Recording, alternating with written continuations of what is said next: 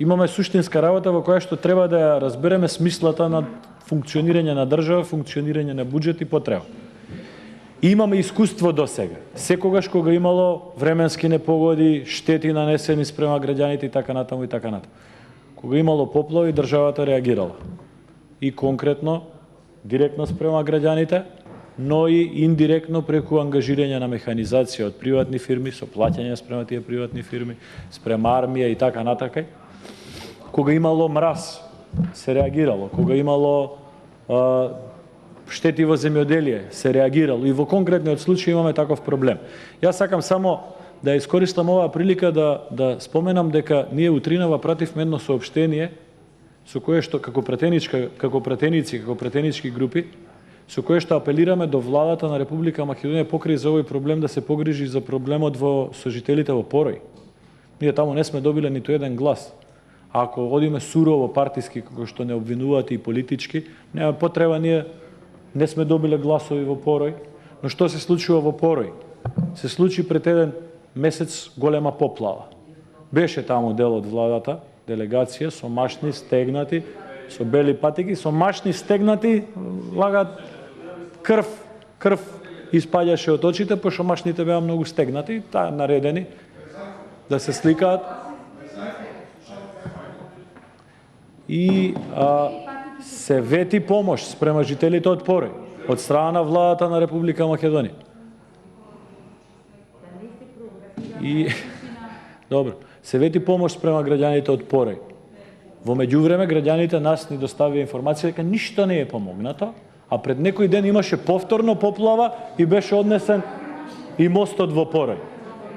И тука нити од грижливата влада на Република Македонија која што се сликаше таму не видовме никаква иницијатива, нити од грижливиот дел од власта од албанските партии дуи не видовме нити амандман да поднесат за мостот во Порој. Верувам дека господин Ејуп Алими, вие како координатор на пратеничката група на ДУИ немате подпишано амандман за мостот во Порој. И сега ќе објаснуваме тука како требало осигурителни компании, како требало граѓаните да знаеме, сите тоа сме го збореле 200 пати. Ние сме ги воведиле како претходно парламентарно мнозинство државните субвенции на финансиски средства спрема производителите на земјоделски производи за да се осигуруваат во компании, но тоа е процес кој што оди, ние имаме друг менталитет, имаме друг начин.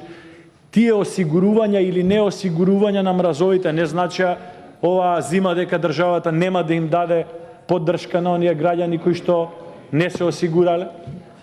Како во Шипковица помогнавме, како во Синѓелиќ помогнавме, односно Ченто или Хасанбек, кој како го вика, како во Стајковци се помогнало, како се помогнало на други места, треба да се помогне и сега.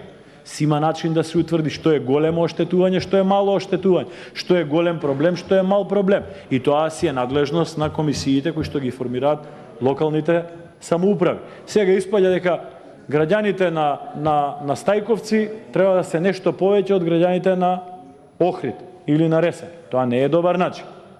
Не е добар начин за постапување. Јас мислам дека не треба ваква дебата, пола ден го изгуби собранието за оваа дебата. Мислам дека владата на Република Македонија треба да го прифати овој амандман и да продолжиме со следните постапки. А во постапка во која што надлежност има и локалната самоуправа и владата, ќе се утврди колку се тие штети и дали треба или не треба, си има стандарди за тоа. Ние како пратеници зборуваме генерално, но си има експерти за тоа да си процени. И сега не разбирам да зборуваме за некои големи проекти, да зборуваме за проекти кои што ние сме ги ветувале во програма наша, вие не сте ги имале во ваша програма и да политика да зборуваме дали е добро да се зголемуваат даноците или не е добро. Дали е добро да се одвојуваат пари за да се стимулира земјоделско производство или не е добро. Ќе дискутираме дали е добро да се зголемуваат платата на полицијата и војската како што ние предлагаме, а како што вие немате намера да направите. Исто тоа е политика економска и ќе дебатирам. Ама овој пат амандманот не е за тоа. Овој пат амандманот е да обезбедиме да резервираме средства кои што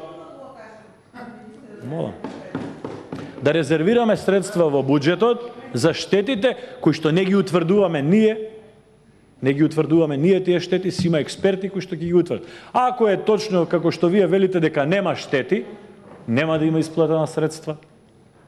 Ако има штети, ќе има исплатена средства. Многу едноставно.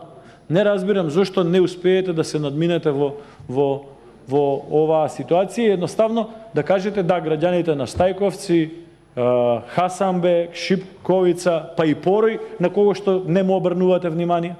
Вие добивте најмногу гласови од Порој. Внимание не му обрнувате на Порој.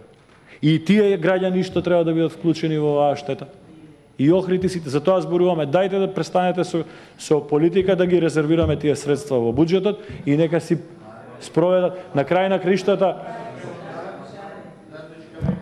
Може комисијски амандман да се направи и за Порој заедно со Охрид, без никаква дилема.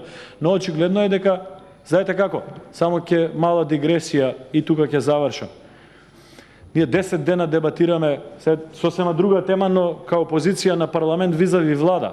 10 дена зборуваме околу договорот со Бугарија. Вчера испаѓа премиерот Заев и вика, видете, парламентот ќе носи одговорноста, така да, мои колеги пратеници, вие ќе носите одговорност. Изјавите убави кои ќе треба да ги даваат, ќе ги дава министерот Тевдовски, ќе ги дава министерот Димитров, ќе ги дава премиерот Заев. Ама вашиот глас, дали ќе има оштета за граѓаните од Охрид и од Порој, вие ќе носите одговорност. Дали договорот со Бугарија ќе биде добар или лош, вие ќе носите одговорноста. Не, вие ќе носите одговорност. Извинете за дикресија, благодарам.